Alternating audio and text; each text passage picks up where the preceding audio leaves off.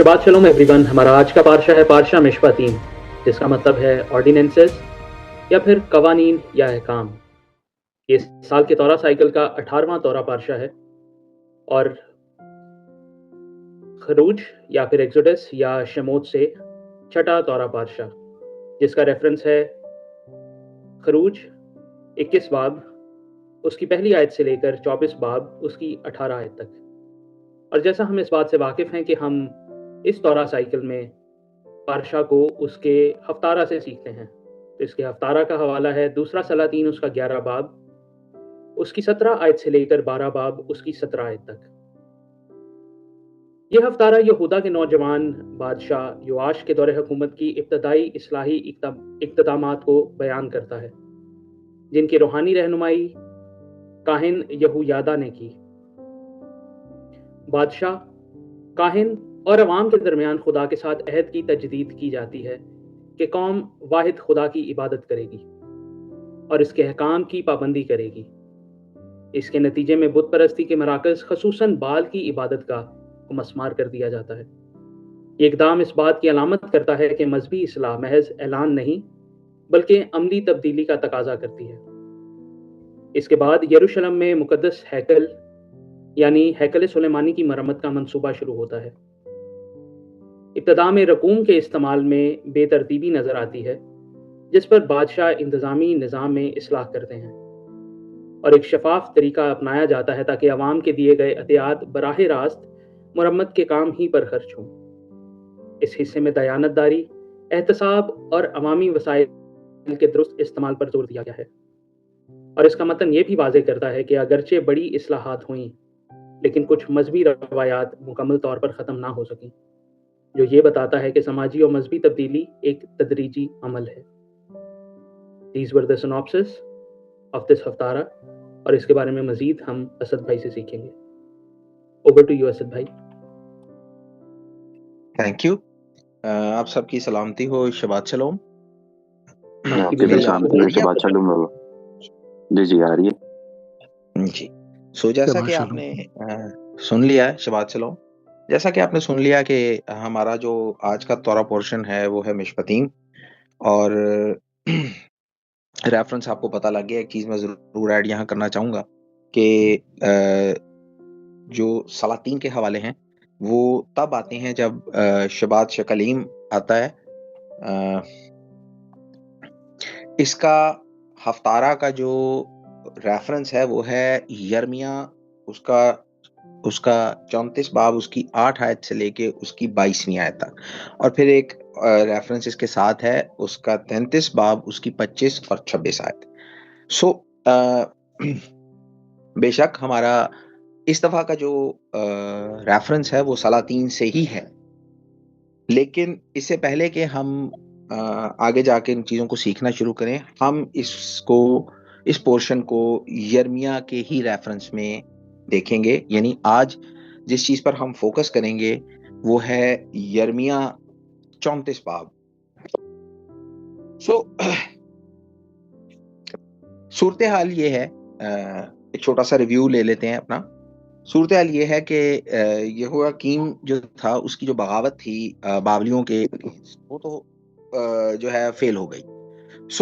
जो यर्मिया नबी थे उन्होंने इसका जो रिजल्ट था वो ऑलरेडी प्रिडिक्ट कर दिया था कि क्या होगा, लेकिन यहोयाकीम ने ये बात सुनी नहीं। नबूकदनेस्सर जो है वो आया और उसने उस बगावत को जो है वो कुचल दिया और जो यहूदा का जो है वो कंट्रोल दोबारा हासिल कर लिया। बिल्कुल उसी तरह जैसे जो है ना यर्मिया नबी ने इसकी नबूवत की थी, वो ऑलरेडी इस चीज को ना बता चुके थे। यहोयाकीम तो मारा गया और उसका जो बेटा था उसने उसे लिया और यहोयाकीम को और उसके साथ जितने उमरा थे और जो बड़े लोग थे उनको लेकर, जो नोबिलिटी थी यहूदा की उनको लेकर, जो है ना, जिसके अंदर हमने ये पीछे हिस्सों में देखा है कि जनाब दानियल और जनाब हिजकियल भी जो है ना उसका हिस्सा थे और वो लेके जो है ना वो असीर कर लिया। और इसी में नबूकदनेस्सर ने जो यरूशलेम का जो तख्त था वो एक दाऊद के घराने यानी जो है ना उसी की दाऊद के घराने में ही रहने दिया। और यहोयाकीन का जो अंकल था सिदकिय्याह, जिसका नाम मत्तनियाह था, उसने उसको जो है ना बादशाह बनाया। लेकिन सिदकिय्याह का भी मसला ये हुआ कि वो भी बाबुल से वफादार नहीं रहा, और करीबन को 8 साल गुजरने के बाद जब फ़िरौन हुफ्रा जो है वो आया, तो उसने सिदकिय्याह को इनकरेज किया कि वो भी बगावत करे, और उसने उसको मिलिट्री सपोर्ट का वादा किया। सिदकिय्याह ने ये बगावत कर दी, और ये उम्मीद पे कि मिस्र जो है वो उसकी मदद करेगा। लेकिन पिछले हिस्सों में हमने देखा कि इसका क्या अंजाम हुआ। सिदकिय्याह के 9वें साल जो है वो करीबन 9वें साल जो बाबली फौज थी वो दोबारा यहूदा के खिलाफ आई, और नबूकदनेस्सर अपनी सारी जितनी भी उसकी फौज थी और जितनी उसकी वॉर मशीन थी वो लेके वो जो है ना वहां पर आ मौजूद हुआ। और यरूशलेम वाज अ फोर्टिफाइड सिटी। तो 10वें महीने की, ये आप इसका रेफरेंस भी देख सकते हैं, 10वें महीने की 10वीं तारीख को जो है ना नबूकदनेस्सर जो है वो अपनी सारी आर्मी के साथ यरूशलेम के सामने उसने एक कैंप लगा दिया, और शहर जो था वो अंडर सीज आ गया। गलबन दूसरा सलातीन 25 बाब में आपको ये मिल जाएगा। और जब उस मुहासरा शहर का मुहासरा हो गया, तो जो है ना इब्तदाई जो महीने थे उसमें जो है ना वो खुदावंद ताला ने जो है वो जनाब यिर्मयाह से कलाम किया, और खुदावंद का कलाम उन तक पहुंचा। अगर एक रेफरेंस प्लीज पढ़े, यिर्मयाह 34 बाब उसकी पहली आयत। शाह बाबुल नबूकदनेस्सर और उसकी तमाम फौज और रुए ज़मीन की तमाम सल्तनतें जो उसकी फरमारवाई में थीं, और सब अक़वाम यरूशलेम और उसकी सब बस्तियों के खिलाफ जंग कर रही थीं, तब खुदावंद का ये कलाम यिर्मयाह नबी पर नाजिल हुआ। अच्छा, ये तो आपने सुनी लिया है। जनाब यिर्मयाह जो थे उन्होंने सिदकिय्याह को ये कहा कि भाई खुदावंद ताला जो है ना ये यरूशलेम शहर जो है ये बाबलियों को दे देंगे, शहर वो जला देंगे। सिदकिय्याह जो है वो बतौर कैप्टिव जो है उसको वो बाबल ले जाएंगे। अब इन सारी डेस्परेट सिचुएशन के अंदर, इस सारी मुश्किल हालात के अंदर सिदकिय्याह को खुदा की मदद चाहिए थी, क्योंकि और तो उसके पास कोई उम्मीद नहीं थी। जो हफ्तारा मिशपतीम है वो हमें जो कहानी सुनाता है वो उन्हीं चंद इब्तदाई महीनों की हैं जब बाबलियों ने यरूशलेम का मुहासरा किया, और उसके बाद जो सिदकिय्याह बादशाह हैं उन्होंने जो है ना उमरा और रऊसा को बुलाया जो यहूदा के थे, और उन्होंने ना मकदिस में जाके मतलब एक नेशनल रिपेंटेंस जो है उसमें पार्टिसिपेट करना था। लोगों ने इस चीज को एक्नॉलेज किया, इस चीज को माना कि उन्होंने खुदावंद की शरह को जो है ना उनको नहीं माना, खुदावंद की शरह पे नहीं चले। और जो की एक पॉइंट था वो ये था कि उन्होंने जो इब्रानी जो गुलाम थे उनको उनकी मियाद यानी जो 6 साल के करीब थी, 6 साल से ज्यादा उनसे सर्विस लेते रहे हैं, और उन्होंने इस पे तौबा की। और ये अहम बात है कि उन्होंने जो है ना एक अहद किया और इसका वादा किया, अहद करके वादा किया कि वो अपने सारे इब्रानी गुलामों को आजाद कर देंगे। इसके रेफरेंस में एक छोटा सा सबक हम जरूर सीखेंगे, वो आगे चल के मैं आपको जरूर बयान करूंगा। वो हमारे लिए एक बड़ा इंपॉर्टेंट लेसन है। अच्छा, अब इस सारे सिनेरियो में जो मिस्री फौज थी वो जब आगे बढ़ रही थी तो बाबली जो थे उन्होंने उस मुहासरे को उठा लिया यहूदा के सामने से, यरूशलेम के सामने से, ताकि वो मिस्री फौजों को जो है ना इंटरसेप्ट कर सकें। अब जब लोगों ने ये चीज देखी तो लोग जो हैं वो अपने अहद से मुकर गए। पॉइंट टू बी नोटेड, लोग जब उन्होंने ये सूरत देखी कि बाबली चले गए हैं, उन्होंने मुहासरा उठा लिया है, तो लोग अपने अहद से, अपने वादे से मुकर गए, और जिन लोगों को उन्होंने आजाद किया था उनको दोबारा गुलामी में ले आए, और इस चीज को खुदावंद ने शिद्दत से कंडेम किया कि ये लोग अपने अपने लफ्जों से, अपनी मुंह की बात से, अपने अहद से फिर गए। और खुदावंद ने इस चीज का खुदावंद ने इस चीज का वादा किया कि मैं तुम लोगों को, यहूदा को, यरूशलेम को बाबलियों के हाथ में दे दूंगा, जिनको खुदावंद ताला वापस बुलाएंगे। हमारे जो बुजुर्ग हैं, जो सेजेस हैं, उन्होंने यर्मिया का ये पैसेज इसलिए चुना था। और मैंने भी आज, हालांकि हफ्तारा का जो रेफरेंस है, जैसा कि आपने सुना है कि वो सलातीन से था, लेकिन मैंने भी आज अपनी सीख के लिए, मिल के सीखने के लिए इसी रेफरेंस को सिलेक्ट किया, ताकि हम इस बात को जो है ना हिस्टोरिकल पर्सपेक्टिव में अच्छे तरीके से जान सकें। और सेजिस ने भी इस पोर्शन को इसीलिए सिलेक्ट किया क्योंकि जो पारशा मिशपतीम है, वो उसका आगाज ही जो है वो इब्रानी गुलाम की रिहाई के कानून से होता। और एक जो इसका एक छोटा हवाला है, जिसमें आपको यर्मिया 33 बाब का हवाला मिलता है, उसमें एक पॉजिटिव नोट है, जिसमें खुदावंद ताला जो है ना वो एक नए अहद का वादा करते हैं, और जो वो बनी इसराइल के साथ करेंगे। अगर आप इस पोर्शन का मुताला करेंगे तो आपको पता लगेगा कि इस पूरे पोर्शन के अंदर आपको एक कवेनेंटल थीम जो है वो नजर आएगा। 5 कवेनेंट्स हैं जो इसमें आपको नजर आएंगे।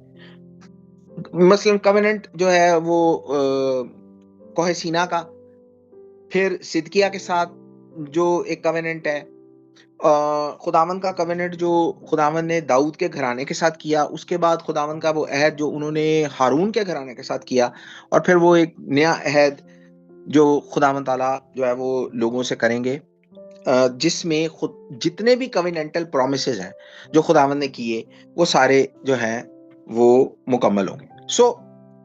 एक रेफरेंस प्लीज पढ़िएगा, यर्मिया 34 बाब उसकी 8वीं आयत। Thank you.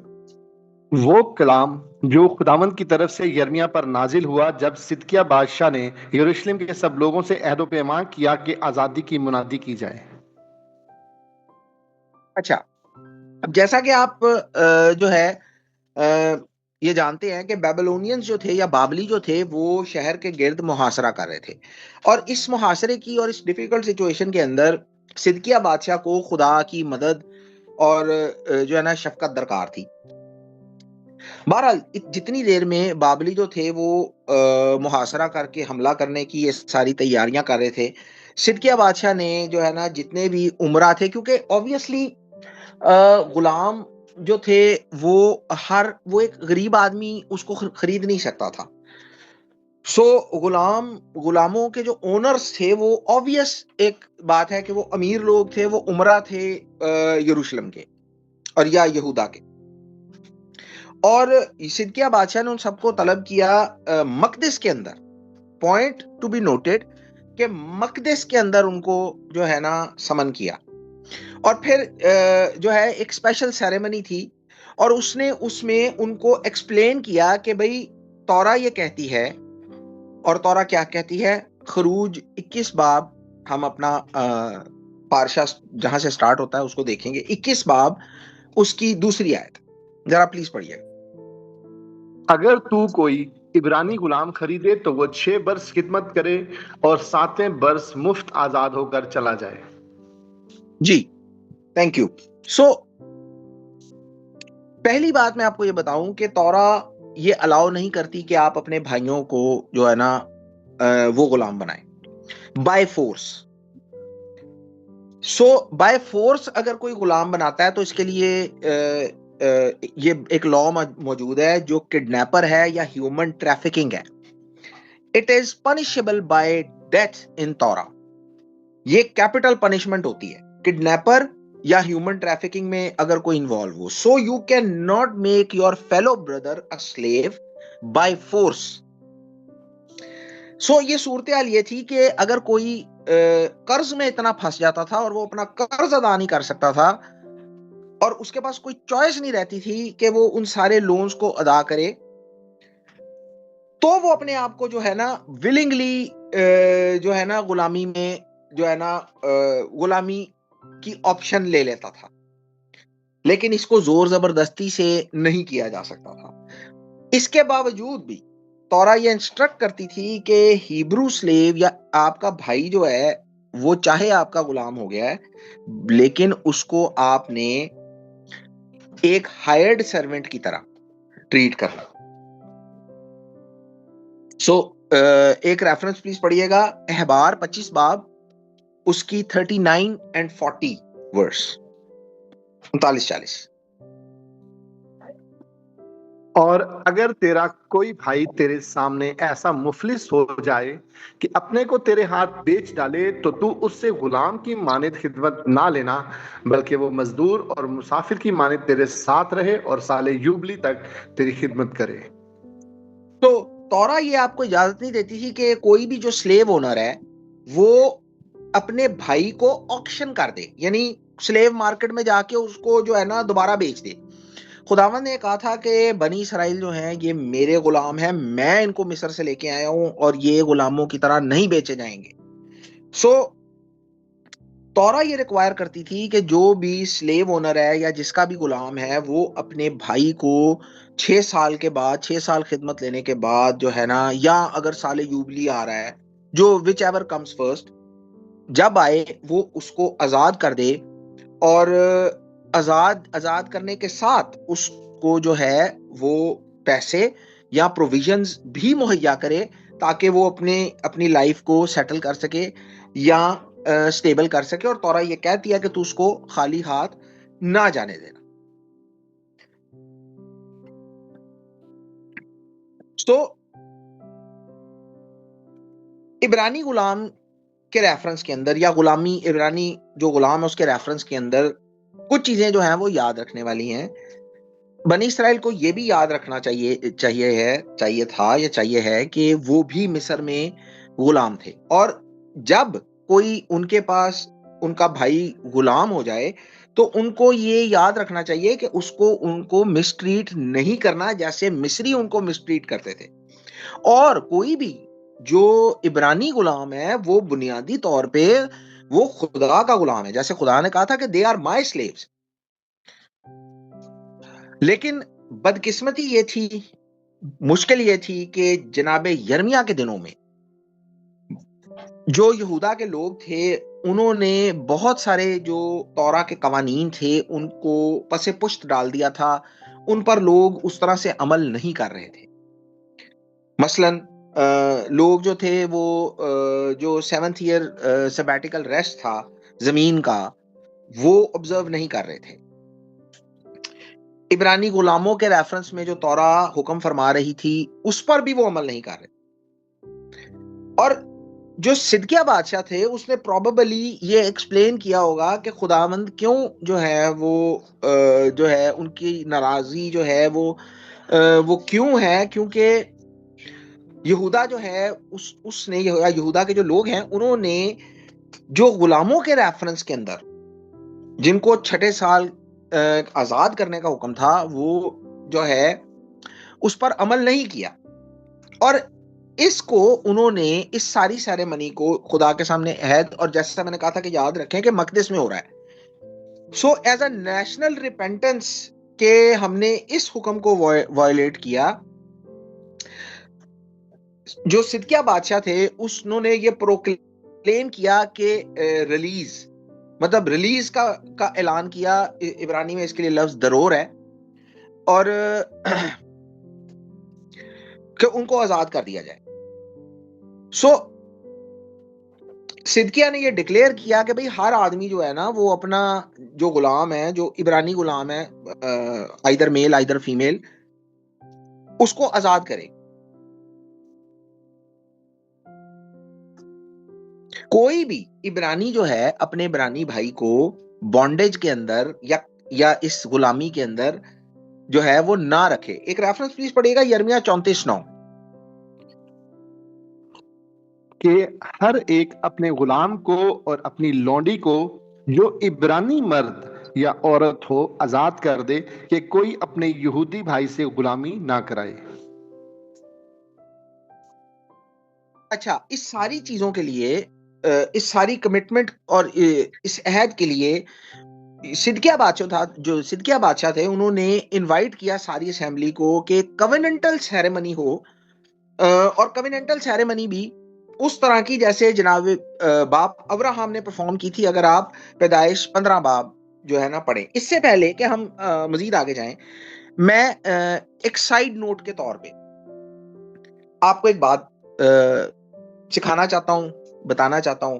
सीख लेंगे, बहुत अच्छी बात है। Take it as a side note, लेकिन अपनी जिंदगी का एक मेजर जो है ना, एक मेजर लेसन समझ के इसको सुनिएगा। अगर आपकी जिंदगी में कोई प्रॉब्लम है, कोई मसला है,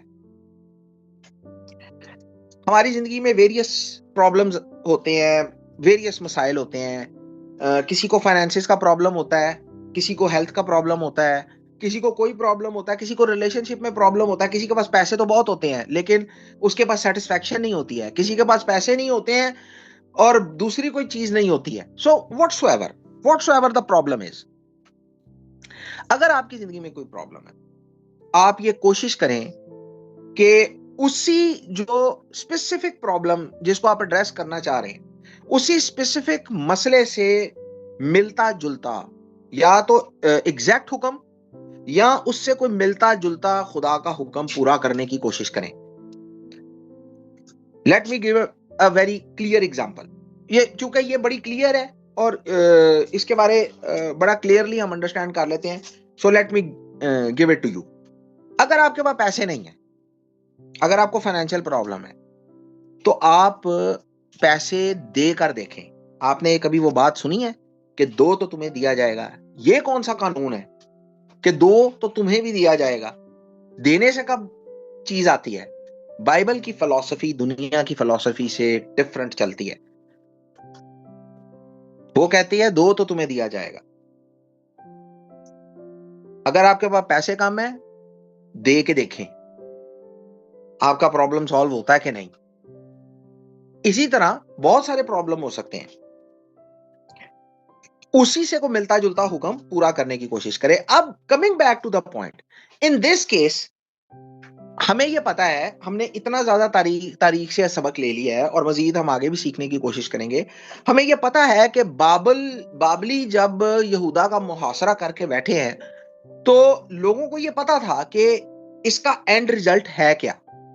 और एंड रिजल्ट क्या था कि सारा यहूदा, उसके उमरा और रईस लोग, ये सब जो यहूदा में जो है वो दंदनाते फिर रहे थे, ये सारे के सारे असीरी में जाएंगे।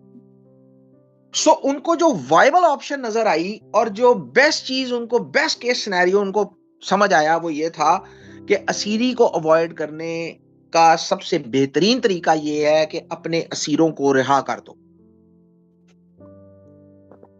और इस केस के अंदर आप वो क्लियरली देख सकते हैं कि उन्होंने असीरी से बचने के लिए ये सेरेमोनियली और मकदस के अंदर जाके ये अहद किया कि हम जो इब्रानी जो गुलाम हैं उनको रिहा कर देंगे ताकि हम गुलामी में ना जाएं। एक ये सिनेरियो है। सो जिस तरह बाप अब्राहम ने एक रिचुअल किया था पैदाइश 15 में, आप वो जाके पढ़ सकते हैं। सो जो काहिन थे उन्होंने जो है वो बछड़े को लेकर उसको दो हिस्से किए। लोगों ने इस चीज का अहद किया कि वो अपने इब्रानी गुलामों को आजाद करेंगे और वो सेरेमोनियली उन हिस्सों के दरमियान में से जो है वो गुजरे।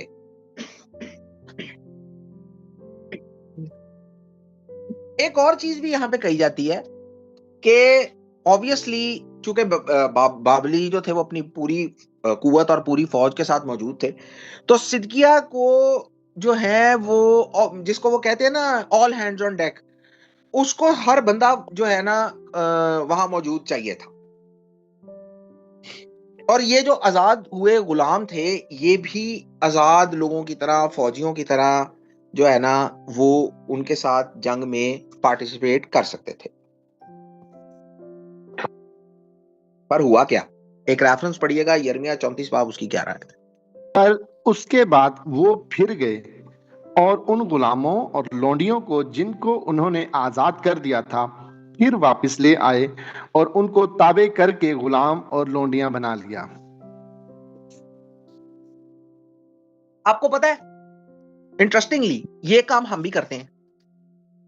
लेट मी टेल यू, परेशान मत होइएगा, मैं आपको बताता हूं हम कैसे करते हैं ये। सो हुआ क्या कि जब बाबलियों ने आके मुहासरा किया और बादशाह ने जो है ना, ऑब्वियसली उनकी नजरें देख रही थी कि जो है ना बाबुल की ताकत, उसकी फौज वो सारी खड़ी थी। उसके बाद बादशाह की जो बात थी वो मोटिवेट हो गए टेम्परेरीली, और वो जो स्पिरिट ऑफ द मोमेंट होती है उसके अंदर दे वर कॉट अप, और जो लोग थे यरूशलेम के वो अग्री कर गए कि हम अपने गुलामों को जो है रिहा करेंगे। और जितने भी लोग थे वो कवेनेंट में उस अहद का जो है ना हिस्सा बन गए कि भी हर बंदा जो है ना वो अपने मेल फीमेल गुलाम को जो है ना आज़ाद करेगा, और कोई उनको जो है ना अपने इब्रानी भाई को कोई भी बॉन्डेज में जो वो नहीं रखेगा। और ये बात उस मतलब at the heat of the moment जो है ना उन्होंने वो मान ली, और बज़ाहिर ये लगता था कि ये बात जो है ना ये काम कर गई है। लेकिन हुआ क्या कि अभी मुहासरा हुआ ही था, मतलब शॉर्ट पीरियड के अंदर जो बाबली फौज थी उन्होंने यरूशलेम से विड्रॉ कर लिया, उन्होंने मुहासरा उठा लिया, क्योंकि बाबलियों को ये खबर पहुंची कि जो फिरौन हुफरा है वो मिस्र से अपनी आर्मी के साथ जो है ना वो निकला है। अब आप सिनेरियो को समझें, बाबली फौज आई, लोग परेशान हो गए, लोगों को अपनी जानों की फिक्र पड़ गई। उसमें उनको पता था अब हम सब असीरी में जाएंगे, हमारा बहुत बुरा हाल होने वाला है। उतनी देर में सिदकिया बादशाह ने कहा कि भाई ये इसलिए हो रहा है कि हमने गुलाम आजाद नहीं की और हम भी गुलामी में जा रहे हैं क्योंकि हमने इस हुक्म पे अमल नहीं किया। वो लोग सारे जो है ना स्पिरिट ऑफ द मोमेंट के अंदर वो सारे देवर कॉट अप, उन्होंने अहद का हिस्सा बन गए, और अहद भी उन्होंने जाके मकदस में कर लिया, और अहद भी जो है वो उस तरह का कर लिया जिसका जिक्र हमें पैदाइश 15 बाब में मिलता है। ये सारी सिनेरियो जब अकर हुआ, इतनी देर में बाबलियों को मुहासरा जो है वो उठाना पड़ा क्योंकि फिरौन हुफरा की खबर बाबलियों तक पहुंच गई। अब जब उन्होंने वो मुहासरा उठा लिया और वो वहां से मूव हुए, शहर में तो खुशी की लहर दौड़ गई। अब ये सारी इस खुशी के जज्बात में जब वो वापस आए ना, इसके ऊपर मैं कहानी सुनाता होता हूं कि एक शख्स जो जख्मी था, इसको आप ऐसे समझ लें कि जिस दर्द को दूर नहीं किया जाता, ये किसी वक्त में मुझे याद कराइएगा, फिर मैं आपको सुनाऊंगा कि किसी के दर्द को ना दूर नहीं किया जाता। अब यहां क्या सिनेरियो हुआ कि इनका दर्द जो था वो था बाबली।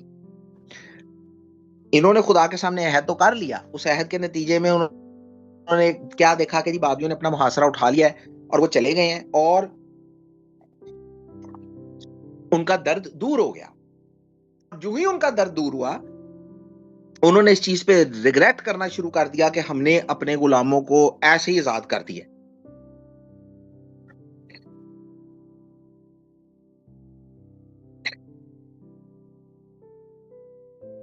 और सिनेरियो था कि ये सिदकिया के लिए भी एक परेशान कुन सूरत हाल बन गई, क्योंकि यार अब बाबली तो चले गए हैं, सो अब जिनको हमने आजाद किया, जिन गुलामों को हमने आजाद किया, वो तो सारे भाग भुग जाएंगे।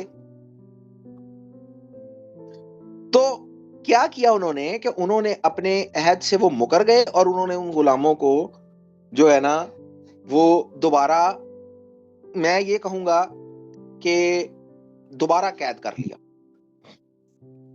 एक रेफरेंस प्लीज पढ़िएगा, यिर्मयाह 34 बाब उसकी 13 आयत। कि खुदावन इस्राएल का खुदा यूं फरमाता है कि मैंने तुम्हारे बाप दादा से जिस दिन मैं उनको मुल्क मिस्र से और गुलामी के घर से निकाल लाया, ये अहद बांधा। जी, ये अहद बांधा। सो जैसा कि मैंने ये कहा था, इस बात पे हम आ रहे हैं, जैसा मैंने ये कहा था कि हम भी ऐसा ही करते हैं। हम क्या करते हैं, हमारे सर पे मुश्किल पड़ती है, हम फौरन तौबा तिल्ला में लग जाते हैं, हमें खुदा याद आ जाता है, और जो ही हमारा दर्द दूर होता है, उस दर्द के दूर होने के साथ खुदा भी हमसे दूर हो जाता है। खुदा को हमने अपने गम का साथी तो रखा है, लेकिन हमारी खुशी के अंदर खुदा का कोई हिस्सा नहीं है। गम में हमें खुदा याद आता। हम भी कमोबेश इसी तरह की हरकत करते हैं। सो बहरहाल खुदावंद ताला ने यिर्मयाह नबी के तवस्सुत से सिदकिय्याह के लिए जो है ना, और जितने वो लोग थे जिन्होंने इब्रानी अपने भाइयों को गुलाम रखा हुआ था, मैसेज भेजा कि चूंकि उन्होंने उस अहद को तोड़ा है, और खुदावंद ने उनको याद कराया कि तुम भी जो थे, तुम्हारे बावजदाद जो थे, वो मिस्र में जो है ना गुलामी के घर में तुम लोग गुलाम थे, मैं तुम्हें वहां से लेके आया। और फिर वो सारी बात याद कराई जाती है कि इब्रानी गुलाम को उस हुक्म को कि उसको 6 साल की सर्विस के बाद जो है ना आजाद कर देना है, जिस ऑब्लिगेशन को उन्होंने पूरा नहीं किया। और अगर आप यिर्मयाह 34:14 देखेंगे तो, बल्कि 13वीं आयत हमने पढ़ी है, प्लीज 14वीं आयत भी पढ़ दीजिए। कि तुम में से हर एक अपने इब्रानी भाई को जो उसके हाथ बेचा गया हो 7 वर्ष के आखिर में, यानी जब वो 6 वर्ष तक खिदमत कर चुके, तो आजाद कर दे। लेकिन तुम्हारे बाप दादा ने मेरी ना सुनी और कान ना लगाया। अच्छा, यहां पर एक चीज हम जरूर सीख के जाएंगे कि जो स्लेव ओनर थे उनको क्या रिक्वायर्ड था कि 7वें साल के आखिर में या 6ठे साल के आखिर में जो है ना उनको आजाद करें। सो इसके ऊपर जो बारबनल हैं वो ये कहते हैं कि after 7 years, that is to say, इसका मतलब ये है कि जब 7वां साल, 6 साल की सर्विस उसकी कंप्लीट हो गई है, 7वां साल जब उसका आगाज होगा तो जो है ना उससे आजाद कर दिया जाएगा। सो जो उनकी यहूदा के लोगों की जो लोग थे या उनसे पहले के जो लोग थे, उन्होंने इस कानून को डिसरिगार्ड किया था, और यही खुदावंद ने कहा कि भी तुम्हारे बाप दादा ने भी जो है ना वो मेरी नहीं सुनी।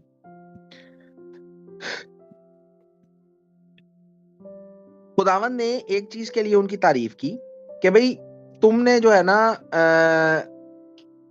तुम इस चीज से फिरे हो और तुमने वो किया है जो मेरी नजर में दुरुस्त था। लेकिन अनफॉर्चुनेटली सूरत-ए-हाल ये बन गई कि पहले वो फिरे और वो किया जो खुदावंद की नजर में दुरुस्त था, फिर वो फिरे और उन्होंने वो किया जो खुदावंद की नजर में बहुत बुरा था। और जब कोई ऐसा करता है, इस चीज को हमेशा इस चीज से तशबीह दी जाती है कि उन्होंने खुदावंद के नाम को खराब किया है, खुदावंद के नाम पे धब्बा लगाया है और जो है ना खुदावंद के नाम को बदनाम करने की कोशिश की है। ऑलरेडी वो इस खता के मुर्तकब थे कि वो अपने इब्रानी भाई को जो है ना वो 6 साल से ज्यादा खिदमत ले रहे थे, ऑलरेडी इस चीज के मुर्तकब थे। और इस पर सूरत हाल ये बुरी हो गई कि वो अपने इस अहद से जो उन्होंने सिदकिय्याह बादशाह और सारी सेरेमनी में किया था, वो उससे भी फिर गए। अब आप ये सोचें कि उन्होंने 2 कवेनेंट्स को वायलेट कर दिया। एक तो तौरा का हुक्म उन्होंने वायलेट कर दिया, ऊपर से उन्होंने जो खुद अपने मुंह से अहद किया था वो भी वायलेट कर दिया, और वर्स्ट थिंग ये थी कि उन्होंने ये अहद मकदिस के अंदर किया था। खुदावंद ताला ने उनके ऊपर ये जुर्म साबित किया कि उन्होंने खुदावंद के नाम को जो है ना वो खराब किया है और खुदावंद के घर में किया है। और 34 बाब 15वीं 16वीं आयत पढ़ेंगे तो आपको ये पता लगेगा कि खुदावंद ये फरमाते हैं कि तुमने ये अहद जो है वो मेरे मकदस में, मेरे घर में किया है, ठीक है ना, मेरे नाम से किया, और इसके बाद भी तुम इससे फिर गए हो।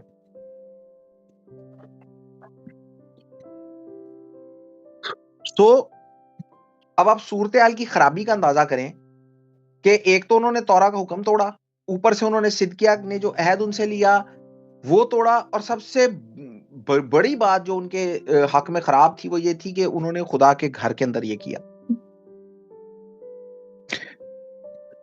एक रेफरेंस प्लीज पढ़िएगा, यिर्मयाह 34 बाब 17वीं आयत। इसलिए खुदावंद यूं फरमाता है कि तुमने मेरी ना सुनी कि हर एक अपने भाई और अपने हमसाया को आजादी का मुजदा सुनाए। देखो खुदावंद फरमाता है, मैं तुमको तलवार और वबा और काल के लिए आजादी का मुजदा देता हूं, और मैं ऐसा करूंगा कि तुम रोए जमीन की सब मुमलकतों में धक्के खाते फिरोगे। अब चूंकि उन्होंने खुदा के घर में जाके ये काम किया और अब बाद में अपनी अहद और अपने लफ्जों से, अपने मुंह की बात से मुकर गए, खुदावंद ने कहा कि मैं आजाद करूंगा।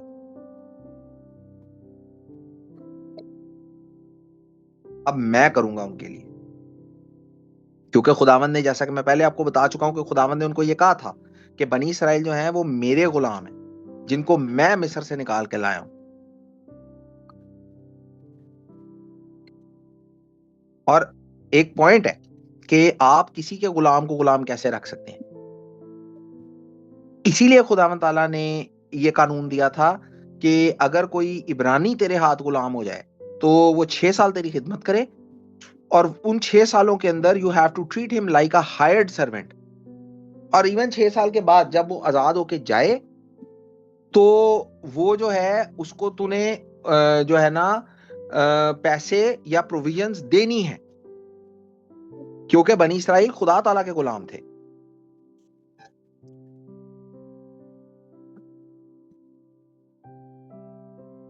क्यों ऐसा था? अगर आपको याद हो कि अगर कोई गुलाम जो था वो, उसको अपने आका से मोहब्बत हो और वो कहे कि मैं आजाद नहीं होना चाहता, तो लिखा है उसका कान सुतारी से जो है वो छेद दिया जाए। हम खुदा के ऐसे ही गुलाम हैं। We are slaves to Hashem, और वो गुलाम जिनका कान सुतारी से छेद दिया गया है। और इस सारे सर्कमस्टांसेस के अंदर आप ये नोट करें, आप ये देखें कि अगर कोई हालात से मजबूर होकर कोई ऐसा हो भी जाता था, तो एक स्लेव ओनर जो था उसके ऊपर, और ये बात मैं इन टर्म्स ऑफ इब्रानी गुलाम कर रहा हूं, उसके ऊपर एक बहुत बड़ी जिम्मेदारी होती थी, क्योंकि जिसको उसने गुलाम बनाया है वो ऑलरेडी खुदावंद ताला का गुलाम है। इस चीज को बहुत केयरफुली ट्रीट करने की जरूरत थी। और एक रेफरेंस पढ़े इसको इन अ स्पिरिचुअल सेंस। एक रेफरेंस प्लीज पढ़े, रोमियो 6 बाब उसकी 22 आयत, न्यू टेस्टामेंट से। मगर अब गुनाह से आजाद और खुदा के गुलाम होकर तुमको अपना फल मिला, जिससे पाकीज़गी हासिल होती है, और इसका अंजाम हमेशा की जिंदगी है। ये चीज मैं इसलिए करता हूं ताकि आपको ये पता लगे कि जो न्यू टेस्टामेंट है उसके अंदर जब ये सारे थीम्स फ्लो करते हैं, तो वो सारे थीम्स जो हैं वो कहां से रिलेट करते हैं, तो ये हमें पता होना चाहिए। अदरवाइज हम उसकी बहुत गलत तरह से जो है ना इंटरप्रिटेशन करेंगे। खुदा की जो सर्विट्यूड है, खुदा की जो गुलामी है, ये कुछ है, कोई ऐसी चीज नहीं है जिससे इंसान जो है ना वो आजाद होना चाहे। खुदावंद ने जब जो काम उन्होंने कर दिया था ना, इसके बाद खुदावंद ने कहा कि मैं तुम्हें आजाद करूंगा, मैं तलवार, वबा और कहत जो है ना वो जो है ना तुम्हारे लिए भेजूंगा। मैं तुम्हें बाबलियों के हाथ में असीर करूंगा, मैं तुम्हें बाबलियों का गुलाम बनाऊंगा। और ये वो है जिसको हम कहते हैं टिट फॉर टैट, जैसे को तैसा, या मैयर फॉर मैयर, जैसे जिस भी जबान में जैसे भी आप इसको समझना चाहें। क्योंकि उन्होंने अपने भाइयों को खुदा के हुक्म के अगेंस्ट गुलाम बनाया था, और उनसे जो है ना वो उनकी कैद में सफर कर रहे थे। अब तुम भी उसी तरह जो है ना वो दूसरी कौम के हाथ से जो है ना वो सफर करोगे। एक रेफरेंस प्लीज पढ़िएगा, 34 बाब उसकी 18वीं आयत। और मैं उन आदमियों को जिन्होंने मुझसे अहद शिकनी की और उस अहद की बातें जो उन्होंने मेरे हजूर बांधा है पूरी नहीं की, जब बछड़े को दो टुकड़े किया और उन दो टुकड़ों के दरमियान से होकर गुजरे।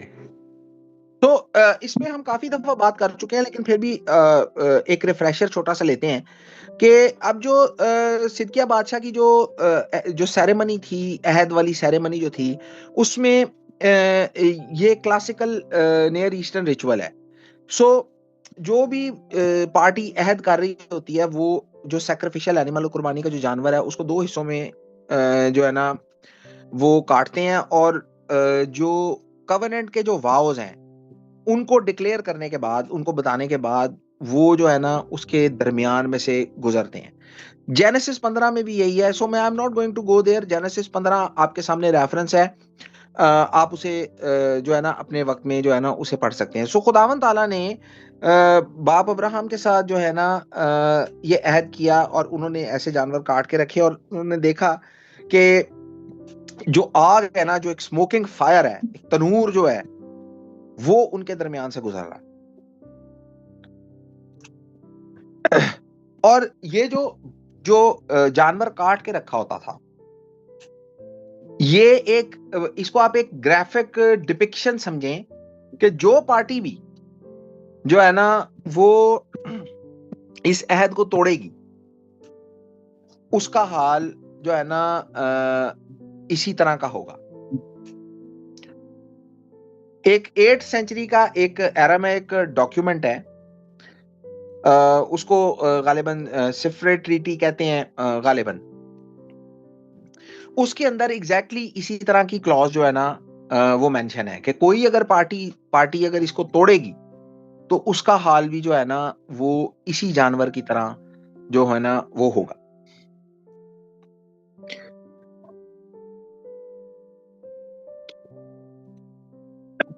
और इसी तरह की एक सिमिलर जो है ना सिनेरियो, इसको समझने के लिए प्लीज एक रेफरेंस पढ़िएगा, 1 शमूएल उसका 11वां बाब, उसकी 7वीं आयत। सो उसने एक जोड़ी बैल लेकर उनको टुकड़े टुकड़े काटा और कासिदों के हाथ इस्राएल की सब सरहदों में भेज दिया, और ये कहा कि जो कोई आकर साउल और सैमुएल के पीछे ना होले, उसके बैलों से ऐसा ही किया जाएगा।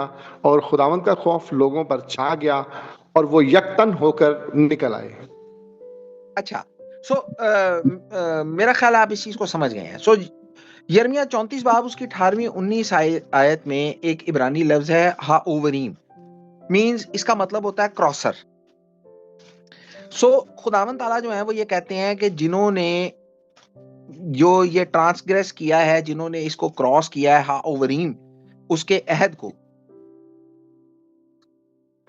और जो उसमें से गुजरे थे, सजा उनके ऊपर जो है ना वो आ चुकी। और ये जो ट्रांसग्रेसर्स थे या जो क्रॉसर्स थे, या इब्रानी में हाओवरीम जो थे, ये कौन थे? सारे उमरा, रऊसा, और जिनके पास ये गुलाम थे, जो यरूशलेम के ऑफिशियल्स थे, हायर लोग थे, अमीर लोग थे, कोर्ट के ऑफिसर्स थे, काहिन भी इसमें शामिल थे। खुदावंद ताला कहते हैं कि मैं तुम्हें बाबलियों के हाथ में कर दूंगा, और मैं तुम्हें उस जानवर के 2 हिस्सों की तरह जो है ना बना दूंगा, इनकी लाशों की तरह। 34 बाब उसकी 20 आयत पढ़िएगा, जरा मजा आएगा। हाँ, मैं उनको उनके मुखालफों और जानी दुश्मनों के हवाला करूंगा, और उनकी लाशें हवाई परिंदों और जमीन के दरिंदों की खुराक होंगी। 21वीं आयत भी प्लीज पढ़ दीजिए साथ ही। और मैं शाह यहूदा सिदकिया को और उसके उमरा को उनके मुखालफों और जानी दुश्मनों और शाह बाबुल की फौज के जो तुमको छोड़कर चली गई हवाला कर दूंगा। तो सिनेरियो तो आप सबको पता लग गया कि क्या हो रहा है।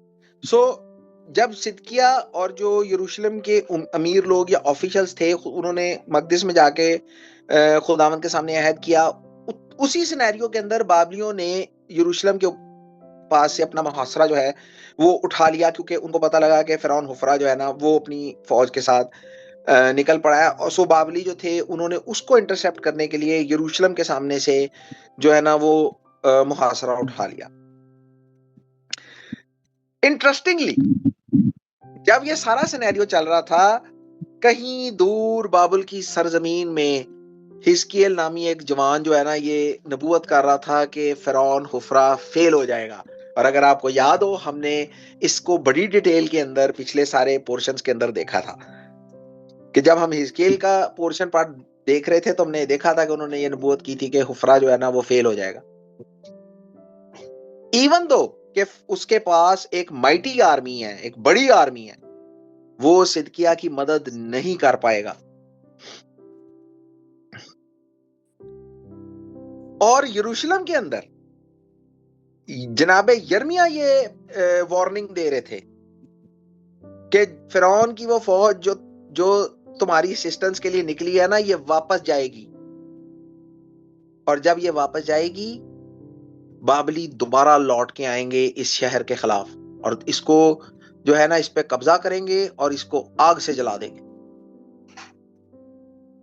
क्योंकि लोग अपने अहद से फिर गए। लफ्ज है शूव, इसी से लफ्ज है जिसको हम ट्रांसलेट करते हैं रिपेंटेंस, शुवा। और चूंकि लोग फिर गए, शूव, दे हैव टर्न्ड, कि उन्होंने अपने गुलामों को आजाद नहीं किया। खुदावंद ताला ये फरमाते हैं कि वो भी जो है ना बाबलियों को वापस फेर के लाएंगे। The word is shove.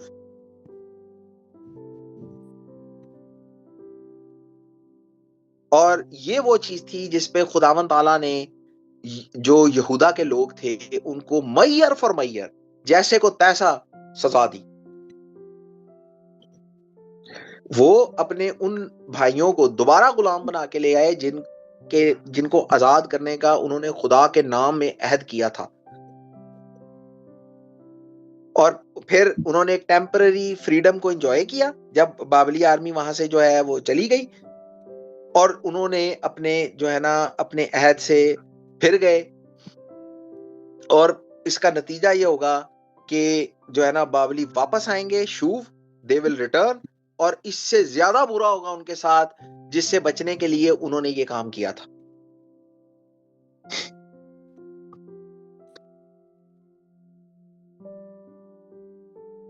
और आप इस चीज को नोट करें कि उस मोमेंट के अंदर जब उन्होंने खुदा के सामने, खुदा के घर में, खुदा के मकदस में ये अहद किया और बाबली आर्मी चली गई वहां से, सो ये बात हमें ये चीज बताने के लिए बहुत काफी है कि खुदावंद ताला उनके इस एक्ट से खुश हुए थे और बला उनके सर पे से जाती रही उनके इस एक्ट की वजह से। एक ना एक आउट ऑफ द बॉक्स एक कहानी है। मे बी आप शायद ये समझे कि इस जो कहानी मैं सुनाने जा रहा हूं इसका इस वाक्य के साथ या इस बात के साथ क्या ताल्लुक है, लेकिन अगर आप कोशिश करें तो शायद आप ताल्लुक जोड़ भी सकेंगे। कहानी ये है कि एक शख्स बीमार था और जब यीशुआ उसके पास गए, उसने कहा तू शिफा पाना चाहता है? उसने कहा हाँ, पर मुझे पानी में उतारने वाला कोई नहीं है ना। उसने कहा अपनी चारपाई उठा और जा, दोबारा गुनाह ना करना, इससे बुरी हालत में आएगा, दोबारा गुनाह ना करना। इमेजिन कि तौरा ये बताने की कोशिश कर रही है, खुदावंद ताला यहूदा के लोगों को बताने की कोशिश कर रहे हैं क्या इनसे निजात पाना चाहते हो? उन्होंने कहा हाँ, क्योंकि उनको अपनी मौत नजर आ रही थी बाबलियों की सूरत में। उन्होंने कहा जाओ मेरे कलाम पे अमल करो, जाओ, अगर आजाद होना चाहते हो तो आजादी दो ना लोगों को। जिस चीज को तुम खुद अपने लिए चाहते हो वो दूसरों के लिए क्यों नहीं कर रहे? जाओ जाके गुलाम आजाद करो, जाओ आजादी का मुजदा सुनाओ सबको ताकि तुम्हें भी आजादी मिले। उन्होंने सुनाया और आजादी उनको मिल गई, लेकिन उन्होंने इस बात पे गौर नहीं किया कि दोबारा गुनाह ना करना वरना इससे भी बुरी हालत में आओगे। और हम आगे जाके देखेंगे, हमें पता लगेगा कि आस्ता आस्ता क्या होता गया। तारीख का सफर तो हम कर ही रहे हैं इकट्ठे मिलके कि बनी इसराइल के साथ, और ये हम कहीं ना कहीं जानते भी हैं कि जब बनी इसराइल असीरी में गए तो उनका क्या हशर हुआ। खुदावंद ताला शरीर की हलाकत में उनको कोई खुशी नहीं है, बल्कि उनकी खुशी इस बात में है कि शरीर जो है वो अपने राह से, अपनी शरारत से फिरे, टर्न करे, वो क्यों मरे?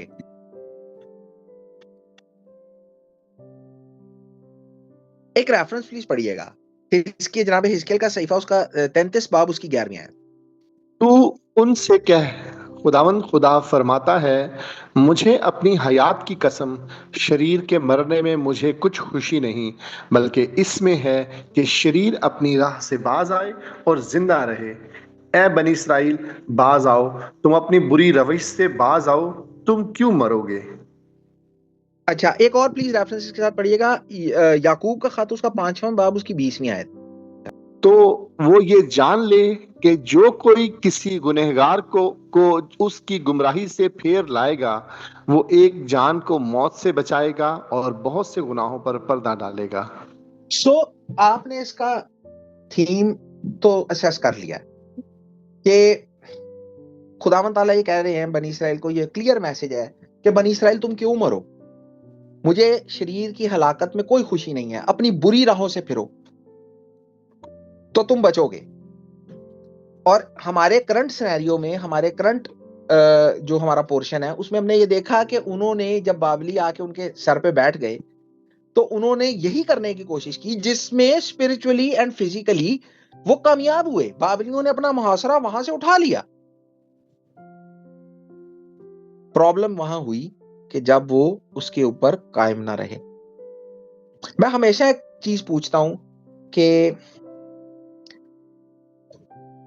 हमारे लिए क्या मैसेज है। अक्सर आपने देखा होगा, मैं कोई आयत लगाता हूं तो मैं ये पूछता हूं कि ये बात तो जनाब यर्मिया के लिए थी या जनाब हिजकिय्याह के लिए थी या उस वक्त के लोगों के लिए थी, हमारे लिए आज इसका क्या मैसेज है। मैं यही सवाल यहां भी आपके सामने रख रहा हूं। ये तो यरूशलेम और यहूदा के लोग थे।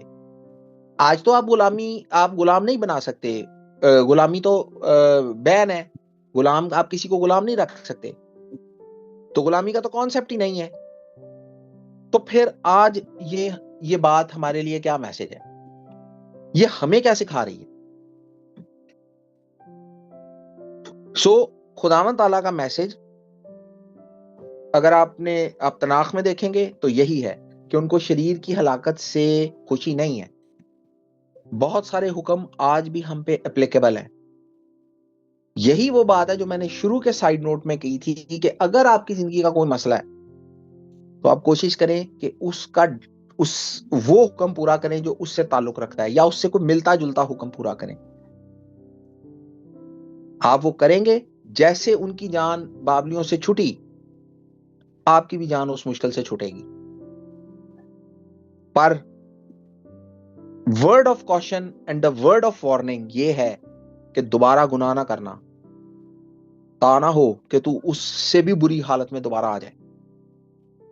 सो हमारे लिए भी ये पैगाम यही है कि अगर हमारे सामने कोई फौज मुहासरा डाल के खड़ी हो गई है, इन देयर सिनेरियो बाबली थे, हमारे सिनेरियो में बहुत सारी चीजें हो सकती हैं।